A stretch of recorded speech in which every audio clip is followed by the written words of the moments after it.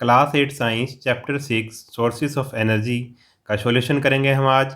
Dear student, channel पर math, Hindi, science, social science, Sanskrit सभी subject के वीडियो अवेलेबल हैं। आप एक बार वीडियो की डिस्क्रिप्शन और प्लेलिस्ट को ज़रूर चेक करें, आपको सभी वीडियोस मिल जाएंगे और सभी सब्जेक्ट्स का लिंक आपको इसी वीडियो की डिस्क्रिप्शन में मिल जाएगा। तो आप एक बार वीडियो की डिस्क्रिप्शन और प्लेलिस्ट को ज़रूर चेक करें। तो शुरू करते हैं इसका सॉल्यूशन। सबसे पहले है something to know. A part है इसका फिलिंग द ब्लैंक्स। हमने ब्लैंक्स को फिल करना है और हम सिर्फ इसके आंसर ही नहीं करेंगे, इसको थोड़ा सा समझेंगे भी। Dash and dash are non renewable sources of energy. तो non non renewable sources of energy क्या होता है? ऐसे सोर्स जिनको हम एक बार यूज़ कर लें तो दोबारा उनको हम प्राप्त नहीं कर सकते। तो इसका आंसर होगा कोल एंड पेट्रोलियम। जैसे कोल है, कोयला है, कोयले को एक बार हमने यूज़ कर लिया तो फिर वो दोबारा हमें मिलना बहुत मुश्किल हो जाएगा। ऐसी पेट्रोलियम को अगर हम यूज़ कर लेते हैं तो, क्योंकि जो कोयला और पेट्रोलियम है लाखों सालों में बना है, ठीक है, धीरे धीरे बना है, तो इसको दोबारा से प्राप्त करने में बहुत देर लग जाएगी। तो ये कौन सा है भाई? Non renewable sources of energy हैं, ठीक है, कोल एंड पेट्रोलियम। उसके बाद है second, dash is a major renewable natural resource. कौन सा रीन्यूएबल नेचुरल रिसोर्स कौन सा है? तो आएगा इसका वुड, यानी कि लकड़ी, ठीक है। तो इस टाइम आप बात करें तो दुनिया में सबसे ज़्यादा जो रीन्यूएबल नेचुरल रिसोर्स जो है किसका हम यूज़ कर रहे हैं भाई? वुड का हम यूज़ कर रहे हैं। देखो इस लेसन में भी आपको दिया हुआ है ऐसे, wood is a major renewable natural resource. The combustion of wood is currently the largest source of energy. इस टाइम सबसे ज़्यादा सोर्स ऑफ एनर्जी किसका यूज़ किया जाता है? वुड का यूज़ किया जाता है, यानी कि लकड़ी का प्रयोग सबसे ज़्यादा इस टाइम सोर्स ऑफ एनर्जी के लिए किया जाता है। तो wood is a major renewable natural resource.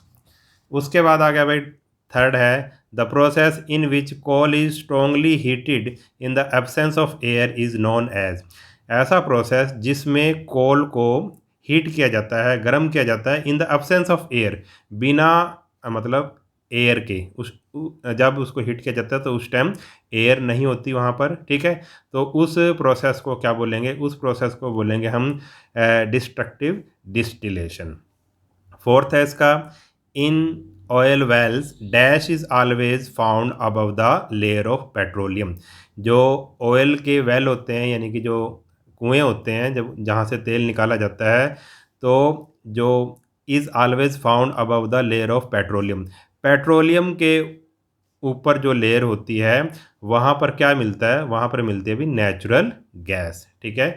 जो भी पेट्रोलियम का जो कुआं होता है, ऑयल का जो कुआं होता है, ठीक है, उसमें जैसे पेट्रोलियम है, पेट्रोलियम के ऊपर क्या होती है भाई? नेचुरल गैस होती है, क्योंकि जो गैस है वो पेट्रोलियम से क्या होएगी भाई? हल्की होती है। हल्की चीज़ ऊपर होएगी और भारी चीज़ नीचे होएगी।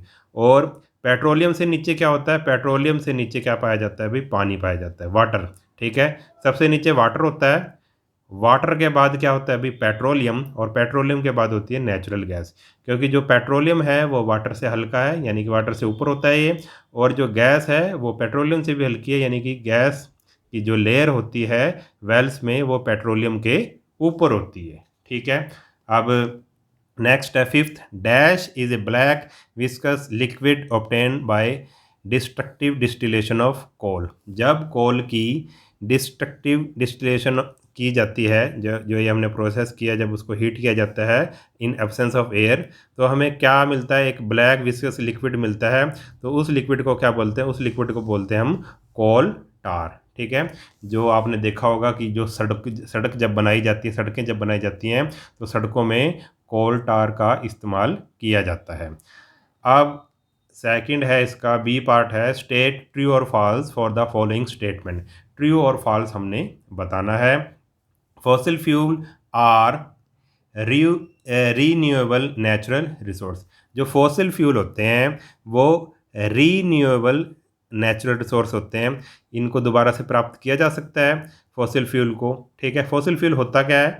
फॉसिल फ्यूल होता है जो फॉसिल से बनता है, जैसे कि कोल और पेट्रोलियम। ठीक है, फॉसिल यानी कि जैसे अब आप ये समझो कि जो कोयला था वो कैसे बना था, जब जंगल दब गए थे मिट्टी के नीचे, ठीक है, तो प्रेशर से और टेम्परेचर से, ठीक है, तो धीरे धीरे कोयला बना था। यानी कि किससे बना है? वो लकड़ी से बना है। ठीक है, तो लकड़ी क्या है? फॉसिल फ्यूल है। मतलब जो लकड़ी से जो कोयला बना है वो क्या है? फॉसिल फ्यूल है। ऐसे ही जो पेट्रोलियम भी किससे बना था? जो मरे हुए जीव जंतु थे उनसे बना था, एनिमल्स से बना था। ठीक है, तो ये भी क्या है? फॉसिल फ्यूल है। तो फॉसिल फ्यूल का जब हम इस्तेमाल कर लेंगे तो उसको दोबारा से प्राप्त करना बड़ा मुश्किल हो जाता है। ठीक है, उसको बनने में बहुत लाखों साल लगते हैं। इसलिए fossil fuel are renewable natural resource. इसने कहा जो फॉसिल फ्यूल हैं वो रीन्यूएबल नेचुरल रिसोर्स हैं, तो इसका आंसर आ जाएगा फॉल्स, रीन्यूएबल नहीं है। फॉसिल फ्यूल क्या है? नॉन रीन्यूएबल नेचुरल रिसोर्स हैं। ठीक है, अब सेकंड है anthracite has higher carbon content than lignite. जो कोयला आपने पढ़ा होगा लेसन में कि कितनी तरह का होता है। ठीक है, देख लेना एक बारी लेसन की explanation.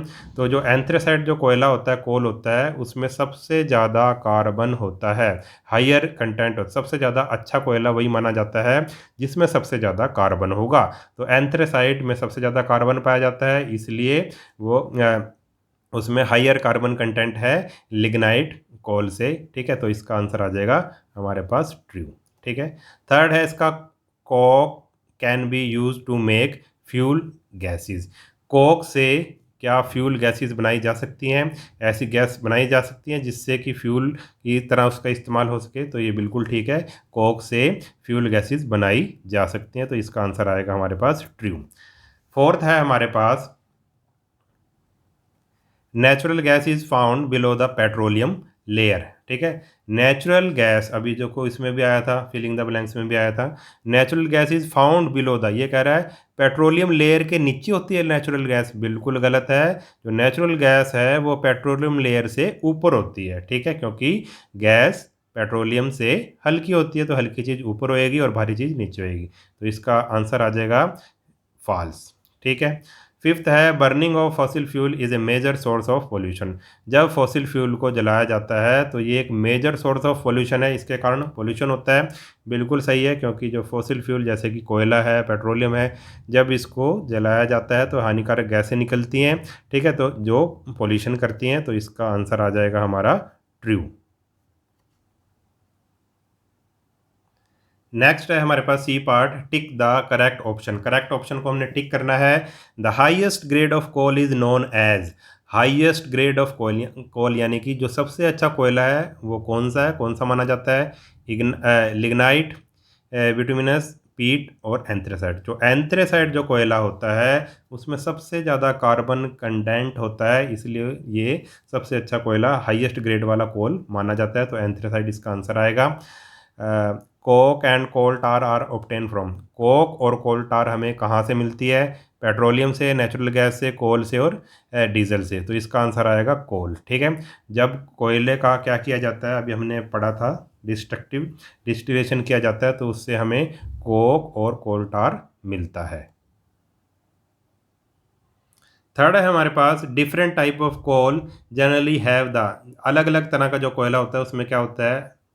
same content of volatile material and same percentage of carbon, same content of volatile material but different percentage of carbon, different content of volatile material but same percentage of carbon, different content of volatile material as well as different percentage of carbon।